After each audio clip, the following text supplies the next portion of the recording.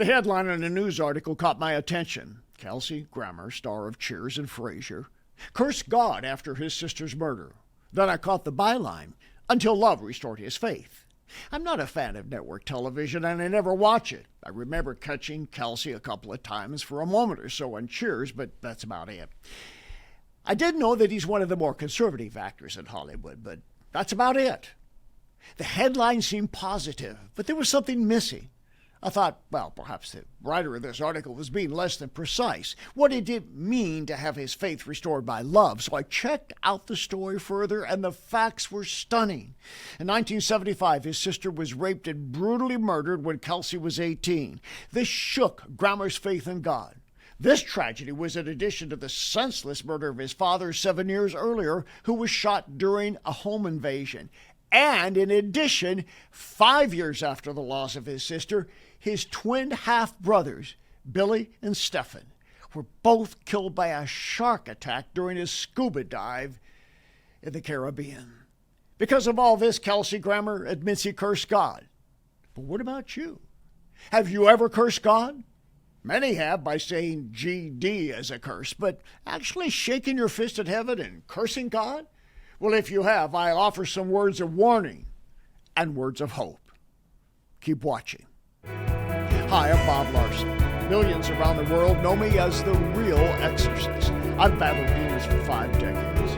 I'm going to share with you what I've learned about how demons and the devil seek to kill, steal, and destroy. Please like and share. Other people need to hear this very important message, and you can be the one who reaches them for the Lord with what I'm about to say. And like us, because if you like us, then YouTube likes us. Subscribe, hit that notification bell so you always know what's coming. And never forget, we depend on you.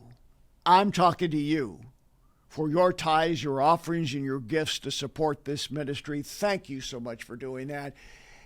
And you can give by simply texting the word GIVE to 833-361-4711 or going to boblarson.org and click on the donate button. And don't forget, one of the best places that you can turn to outside of Bob Larson University to get valuable information about spiritual warfare is our streaming platform called Christ Power Ex Dunamis.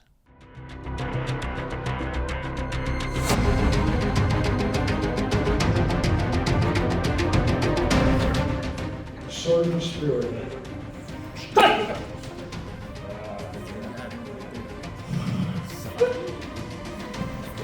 Okay, get him. Get him up. Out of him, Dennis! Out of him! Yeah, out of him! Out of him! Out of him! Out of him!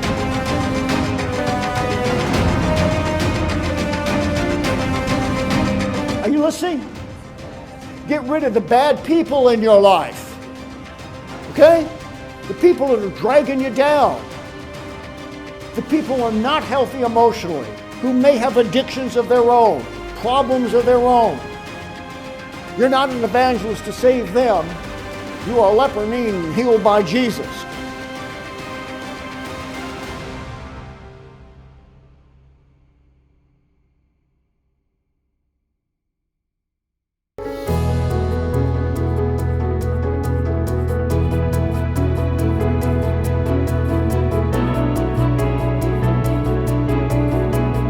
Talk more about what it means to curse God.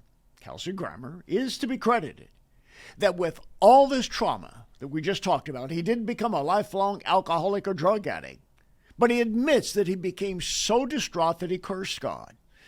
But when I gleaned the article, I was never able to get a real clear definition of his spiritual belief. I wondered that perhaps because of the ambiguous age of spirituality in which we live, he was just being ambiguous. But I do know this. It is a dangerous thing to curse God. In the Bible, there are several individuals, they are recorded, to having cursed God either explicitly or implicitly.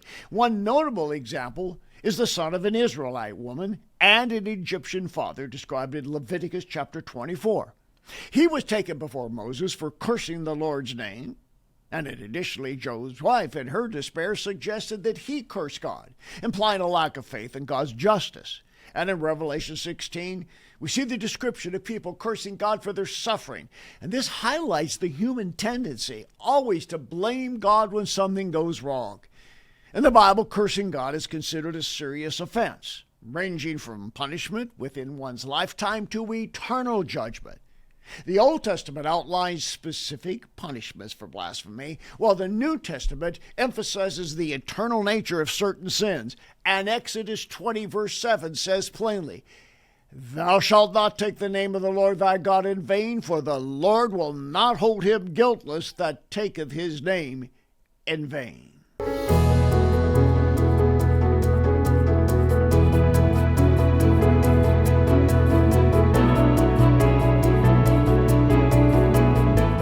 Back to Kelsey Grammer. What does he believe? He's not new to Christianity. Kelsey Grammer starred as Pastor Chuck Smith in the movie called Jesus Revolution, released in 2023. It's an American film drama. The film is based on the true story of a spiritual awakening in the early 1970s, focusing on the countercultural Christian movement that emerged among teenage hippies in Southern California. And of course, this led to the Calvary Chapel series of churches all over the country and the establishment of a denomination. In an interview with USA Today while promoting the Jesus Revolution film, Grammer candidly discussed his faith journey, and I quote him, "I've had hiccups. I've had some tragic times. I've wrestled with those and worked my way through them, sometimes rejecting faith, sometimes rejecting God, and even in a period of being pretty angry about this, like, where are you? That kind of thing. But I have come to terms with it and have found great peace in my faith and in Jesus. It's not cavalier. Jesus made a difference in my life. That's not anything I'll apologize for." But here's the problem. Wherever Kelsey Grammer may be in his faith walk with God, he also admits in a book that he wrote about the loss of his sister that he went to a psychic medium. The spiritist called up the dead, and Grammer says his sister, who was dead, spoke to him with reassuring words that she was okay. Well, the Bible calls that necromancy, which is a very dangerous sin. It brought capital punishment in the Old Testament. And it's an evil that opens a person up to demons.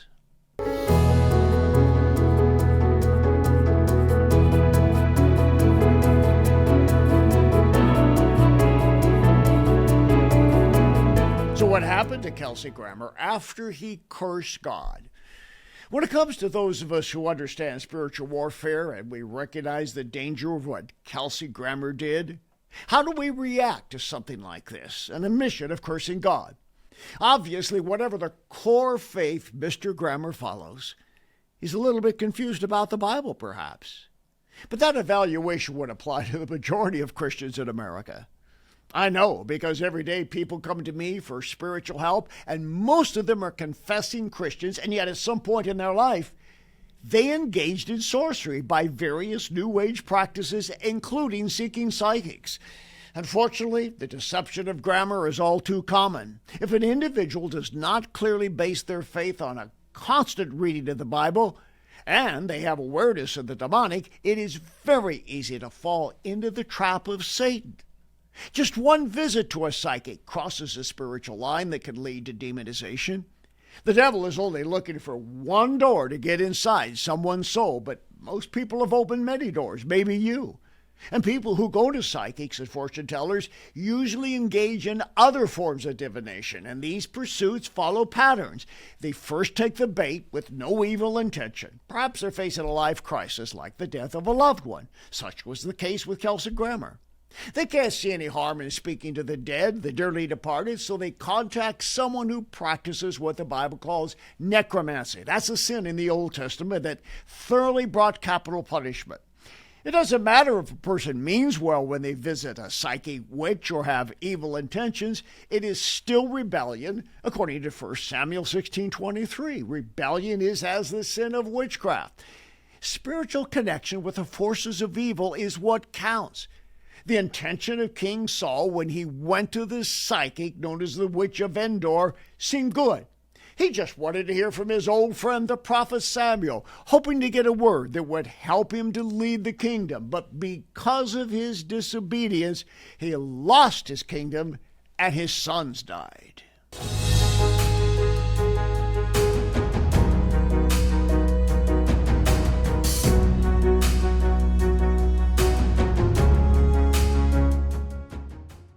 The Synoptic Gospels all recount Christ's temptation by Satan in the wilderness in the passages of Matthew chapter 4, Mark chapter 1, and Luke chapter 4. Matthew begins the account this way. Then Jesus was led up by the Spirit into the wilderness to be tempted by the devil. And when he had fasted 40 days and 40 nights, afterwards he was hungry. At this point of his greatest physical weakness, Christ must endure a demonic attack more severe than any before or since. I have witnessed individuals who, during deliverance ministry, have undergone unimaginably severe pain in their private war with the devil.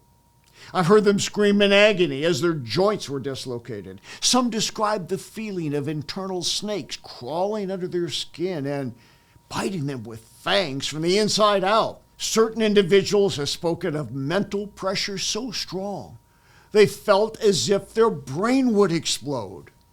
Others have said it seemed like several body organs were simultaneously going into spasms of shutting down, thrashing about in convulsions of near insanity, undergoing the terror of death throes. All this in a matter of moments, yet nothing could compare to what Christ felt in his human mind and body.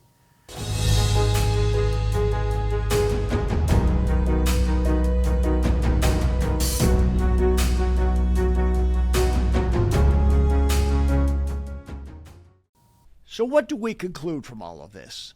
We certainly shouldn't be judgmental. Frankly, we don't know where Kelsey Grammer is on his journey of faith and whether or not his commitment has a full understanding of scriptural truth. And I'm not here to sit as his judge. Romans 3:23 says, all have sinned and come short of the glory of God.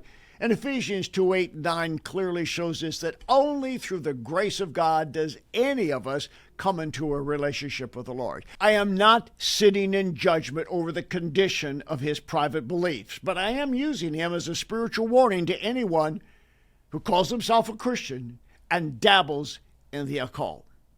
Kelsey Grammer, like most people, needs a healthy dose of biblical understanding about the world of the demonic. To visit a psychic or anyone who operates in spiritual intuition that is not of God is by biblical definition practicing witchcraft.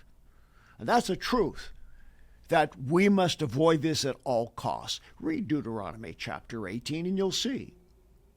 Mediums, those who channel spirits, are by biblical definition engaging transactionally in a way that creates soul ties and opens the soul to demons. Kelsey Grammer has done this. Hopefully there are mature Christians around him who have informed him about what he did, and he's broken the curses of such behavior. Unfortunately, not many Christians understand this biblical principle and enforce it in their own lives. Kelsey Grammer, if he has not repented, is likely in need of deliverance. Satan set him up. Through all the tragedies in his life, he was pulled toward a supernatural answer from the kingdom of darkness, a psychic. I believe he's a good man without any demonic intentions, but that doesn't make any difference to the devil. My prayer is this, that God grants him grace. And I say the same prayer for those of you who have dabbled in the occult. But to be certain, if you have been to mediums, psychic healers, or anyone claiming supernatural contact, fortune-telling with the unseen world, seek out someone who understands deliverance and exorcism or contact our ministry immediately. Most of the New Age and occult operates on the basis of a carrot on a stick, and that single visit to a psychic is likely not to be the end of that demonic spiritual progression. And one more comment about the possible curse on the life of Kelsey Grammer. He was born in St. Thomas in the U.S. Virgin Islands. His mother, Sally, was a dancer. His late father, Frank, was a musician and a magazine editor. Grammer's ancestry, and get this, includes English, German, Dutch, Scottish, Irish, French-Canadian, French, and Welsh roots. All right. Those of you who have gone through Bob Larson University, and especially the Advanced Academy of Deliverance, know what I'm thinking right now. The Irish, some Druid witchcraft. The Scottish, clan violence, bloodthirstiness, and warfare.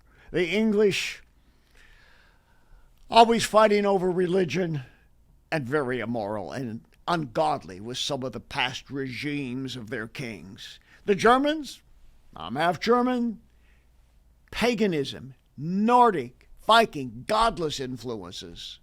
The Dutch, similar North European kind of background.